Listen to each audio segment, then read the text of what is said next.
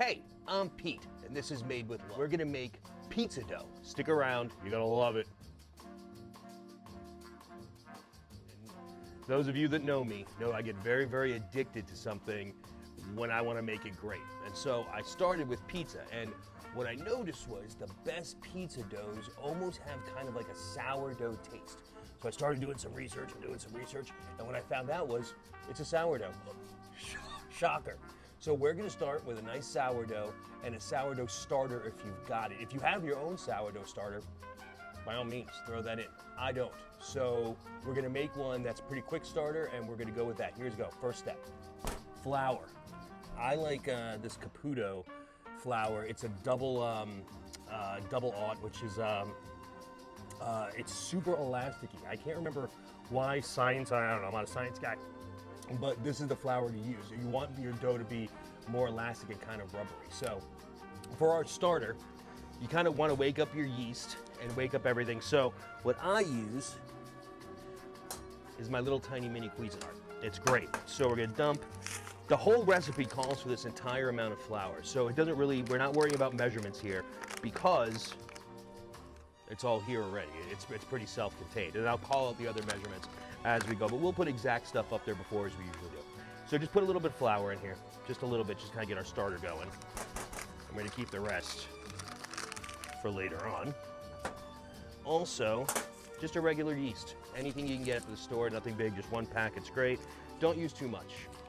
You don't wanna, you don't want it to taste like a yeast roll. Like you want it to be, you know, this is gonna have to ferment. This isn't gonna happen overnight. This is gonna, you know, take a few days to get right.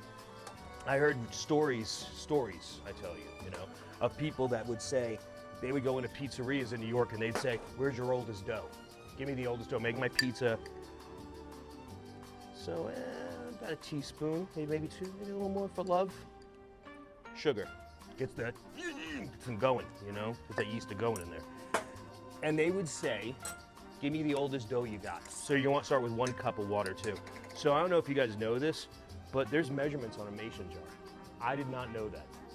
No clue, none at all. So if you look at the side here, there's little measurements, right? So there's a cup. So I'm gonna put about a cup of water in here. And this is pretty lukewarm. There we go. And we're gonna mix this guy up. Wake up! There we go. All right, now just for good measure, let's get in there and make sure it's all kind of mixed around. Probably add a little more flour if we want. Just get it a little thicker.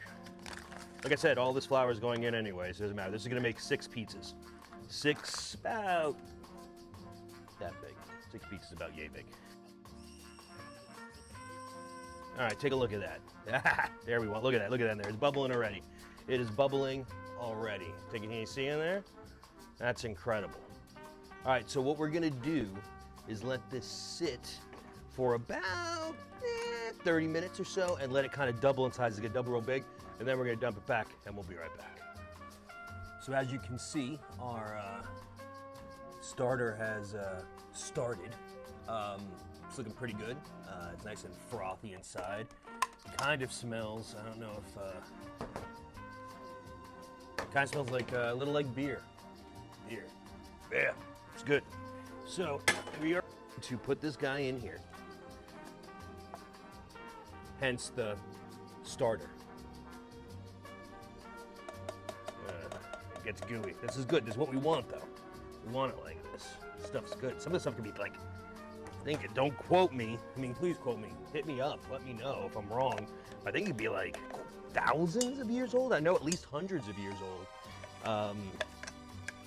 But yeah, and apparently it's, yeah, you can make your start, but this is a quick one because we're actually gonna do a thing called cold fermenting where you let it rise, you do its second rise.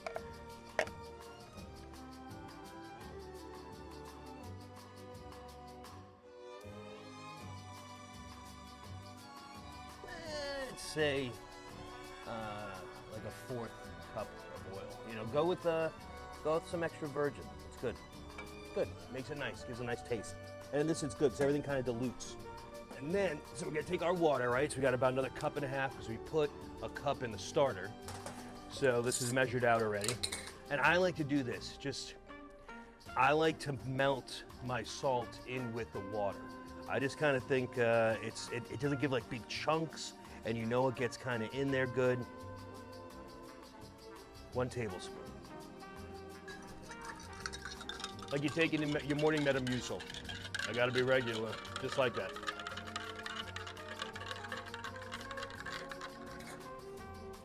All right, need all we can get. We need all we can get. All right, we're gonna start this guy. Oh no, what? Oh, wait a minute. There we go, okay. All right, sorry, technical difficulties. Not a big one though. We're gonna let this guy go. Look at that. And watch what we're gonna do. You want it to get to the consistency of like a booger. And that's awful. Like it's not, but it's kind of what you're going for. You're going for like a booger consistency.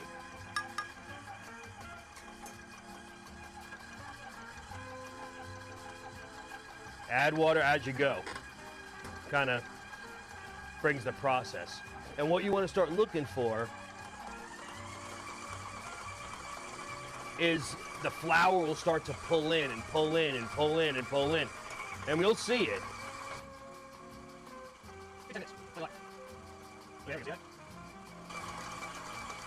It's gonna all go whack and come together. Here it comes. Take it, bucket, take it. That's it. Look at that, the rest of our water. And look, it's like a big booger. You know what I'm saying? You know where I'm going with this. Let it do its thing in there. Let it in there. And now you just kind of want to let it knead for a while. Like let it just go. Let it go. Like 10 minutes. We'll do a time lapse, right? Here.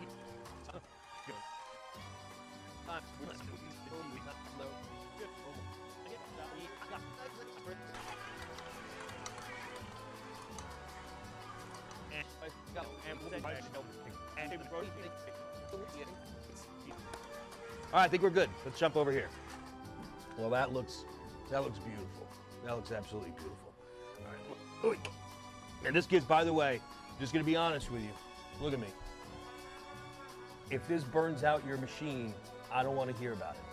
I don't want to hear that shit burned my. It's hot, and it works it up. I'm just letting you know. And make sure it's on something firm. That thing's gonna burn. So this looks great. Look at that. That looks perfect. See that? Like, that's perfect. Perfect. And what we're gonna do with it, watch this. So we're gonna take a little bit of this. Little fillet there. We'll do a little fillet at you. Oh, it's perfect. And you're gonna kind of get them. You wanna put them in a ball. Like this. Like it's a brain. The brain. You're kind of doing the brain.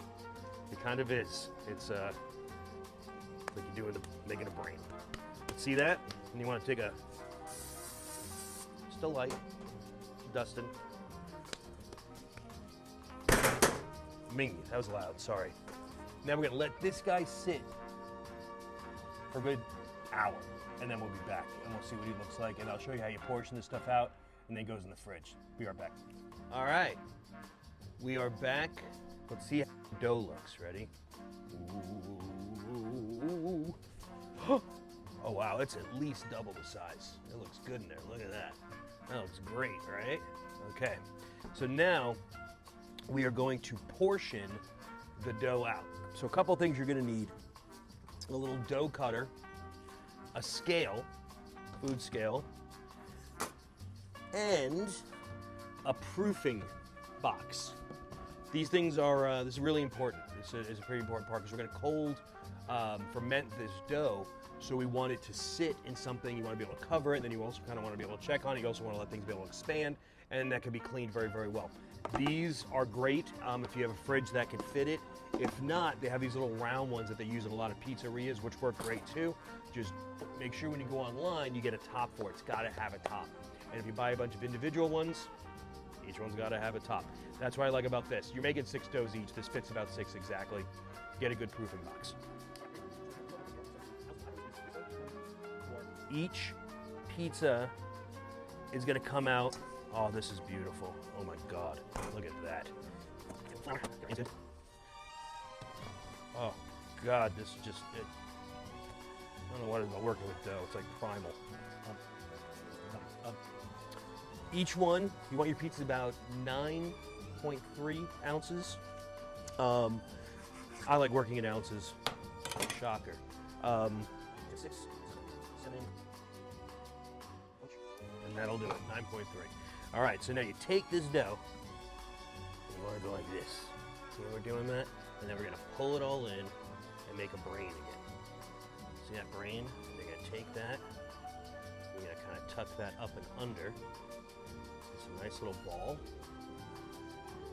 Watch this. So we're gonna take a tiny bit of our olive oil spray. Just coat lightly, light coating. And then we're gonna lay this guy. And repeat 6 times.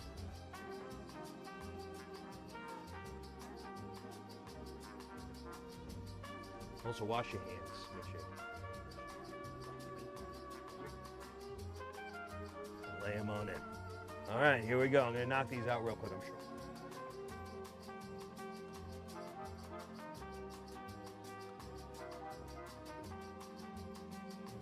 Making brains. Making a brain.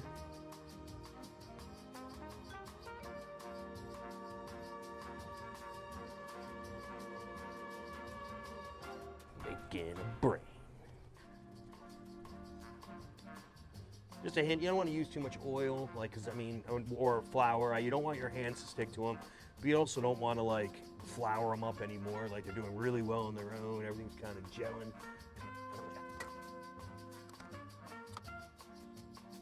These are our 2 smaller ones. Guess what these guys become? Breadsticks.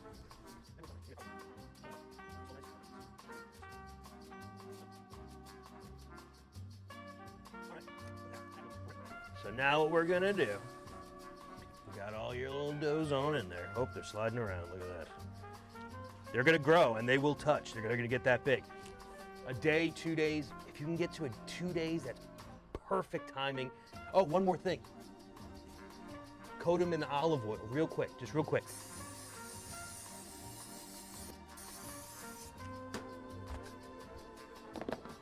Off to the fridge they go.